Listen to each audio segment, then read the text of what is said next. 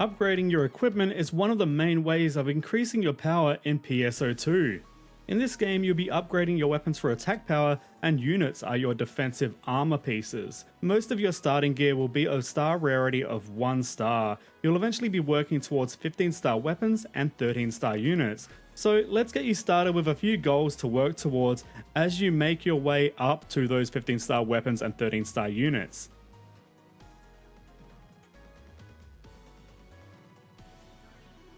First off, let's talk about weapons, and we're going to be starting out with equipment you'll be finding in the field from bosses and other enemy types. This period of the game is going to be one of the most generous periods. You're just going to be picking up any weapons or units off the ground and then seeing if they're an upgrade. So the way you're going to be doing this is open up your menu, then go to the second icon and equip weapons. Here you can equip anything you've picked up. You'll want to look for any upgrades for your specific equipment for your class. Now, I am currently equipped with Knuckles, and they're a little bit more powerful than these other weapons, so it's better to compare if I was using, for example, a Twin Dagger, and comparing it with a Twin Dagger set that I had just picked up. Now, I'm going to be mainly looking for anything that has red numbers as an upgrade, but if it does have any blue numbers as a downgrade, pay close attention to what's on that piece of equipment. It may have augments, and it may have other features that might be worthwhile equipping it over a slight downgrade in power.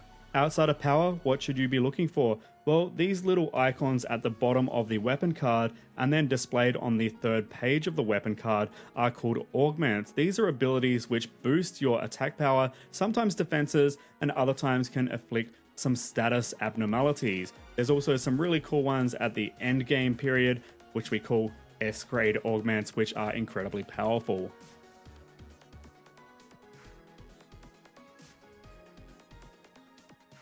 Next up, I'm going to introduce you to Nanon's shop. This is on the left side of the casino door in the shopping plaza, just up the stairs, and you're speaking to Nanon here. Now, she has a whole bunch of different weapon exchanges, and the one we're looking at here is the Rising Weapon Badge 1. With these, you can purchase the Nox series. You can get these badges from the Dark Files Elder and Luther Urgent Quest. Otherwise, you can always downgrade higher tier Rising Weapon Badges into lower ones, but be warned, you may actually want to save as many of those higher tier Rising Weapon Badges for some even better gear down the track. If you're struggling with finding a means of getting those Rising Weapon Badges, don't worry about it, because Nox weapons can actually be sold on the player shop market. So you may be lucky to find that someone is selling that specific Nox weapon that you're looking for your class as an upgrade. Nanon also has an exchange for unique weapon badges. These actually drop from any of the red tinted enemies or the cute looking rappies you may see around in the field. These are what we call rare enemies, and they drop unique weapon badges. The best thing about these badges is that they cover 13 star, 14 star, and 15 star weapons. You'll be fighting a lot of rare enemies in the game, so you'll be surprised to find that your unique weapon badge stack will be filling up pretty quickly. But before we move on to units, let's go over some of the weapon series you should be working towards as you hit endgame, say level 80 or 90. First of all, the Novell Weapons series is actually a great series that you can purchase with Rising Weapon Badge 5s. They also come with some pretty decent augments as well. The Novell series of weapons can actually be upgraded to the Riverlate series of weapons, which is even more powerful, so it's worthwhile grabbing some of these as you might be upgrading them in the near future.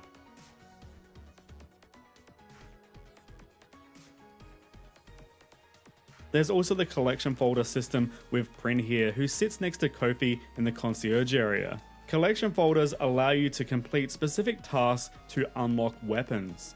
Right now, the Orb series is actually not too bad an option for some classes at that higher level bracket, but as for the bare minimum that you should be working towards in regards to 15 star weapons at higher level, I would absolutely recommend the Croesus series and maybe the Millionaire series that is available from this collection folder right here. Prin also has some older collection folders which may have some options for you at lower level. Definitely worth having a look at everything she has to offer. One thing to be aware of though in regards to collection folders is that sometimes they expire, so this one we're looking at right here, by the time you watch this video, may be long gone. So if you see anything that's a 15 star collection of these collection folders, those weapons will most likely be the weapons that the community will be recommending to their friends as the base set of weapons that you start your end game journey with. There's a bit of other information that I recommend new players check out when having a look at their collection folder weapons, and that is specifically the potential. Every weapon has one of these, and they extend the power of the weapon beyond the base attack power. Pay close attention to the potential your weapon has, because sometimes there are specific scenarios which will make the weapon more powerful. But you probably want to know how you actually unlock these. Well, if you go to confirm the sheet, the page before you confirm will actually list a set of sub-weapons. If you complete the objectives of these sub-weapons, which you can read on the right here with the drop information, not only will you complete that task, you'll also get a copy of one of these weapons, so technically you're working for multiple weapons at once. Once you've completed all of these objectives, you will unlock that main weapon. In most cases, the objectives required to unlock weapons in each collection folder set is very different from the other ones. So this one here requires me to do some urgent quests, it requires me to do expeditions and also defeat enemies, whereas the Croesus one requires me to do urgent quests and also to defeat Lumen mechs.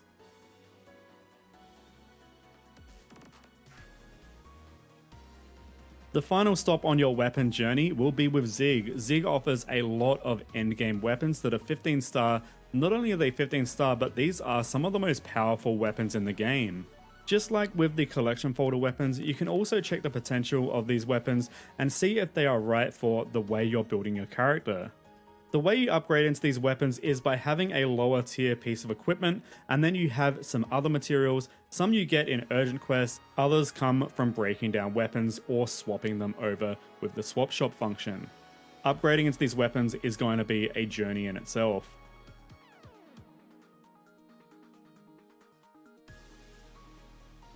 On the topic of weapon potentials, these are accessed by enhancing weapons to +1 for level 1, +2 for a level 2 potential, and +30 for a level 3 potential, which is the maximum.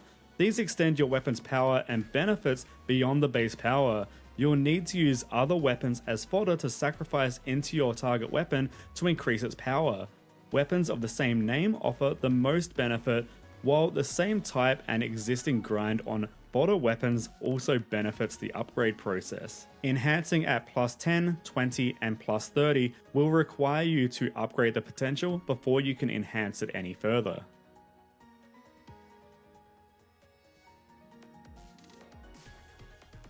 Next, let's talk about units, and for the most part, the process is pretty similar. However, there are some standout unit sets that you get given for performing specific objectives in the game.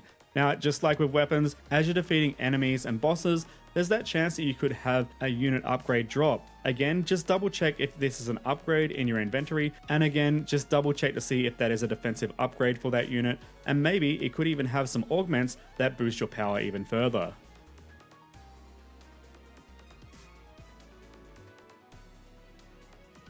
Now, if you've been working through your ARKS missions, you will eventually get to a mission that requires you to clear a time attack quest. Upon completing this, you'll get a set of units called the High Set. This is a great early set when working towards level 50. Simply go to your inventory, then go to consumables and open up the High Set box. This will put these units into your inventory, and then you can have a look at if they're an upgrade for you, and if that's the case, all you have to do is equip them. As you approach level 75, you'll also unlock a title at the title counter to the left of Rebecca, the quest concierge. This title will provide a set of units called the Stellar units. This is a set of 3 sub-units which can go onto any slot, which are a great upgrade if you haven't found anything better. Just like with a higher set, these will come in a box which you open through the consumable menu, and then you can check to see if it's an upgrade and equip them if that is the case. The next one's a little different as it encourages players to work through story quests. As you make your way through the episode 5 storyline, you'll come across multiple ARKS missions that will complete as you pass certain chapters in this story. There will be 3 of these ARKS missions, and for each of those completions, you'll get a separate unit for your back, your arms, and your legs. This is the last reward unit set on the path and the absolute bare minimum to consider when entering endgame. All of these reward sets also come with a set of basic affixes that are most likely better than some of the ones you may have found out in the world.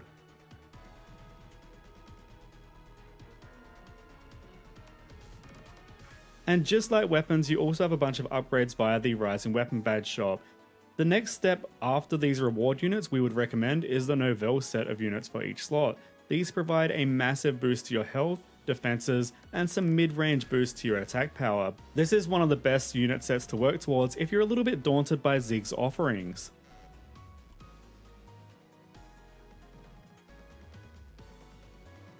And again, another similar source of upgrades is ZIG'S list of offerings. Here you'll be able to upgrade a variety of unit sets into the 13-star variants, which are the best options in the game right now. As with classes and mag builds, we'd recommend discussing with the many folks in the community with what you should pursue for your class, as these will vary from class to class. Now, while 15-star weapons and 13-star units are the pinnacle of gear in the game, they're also the only rarity of equipment that are untradeable and unable to be sold on the player shop.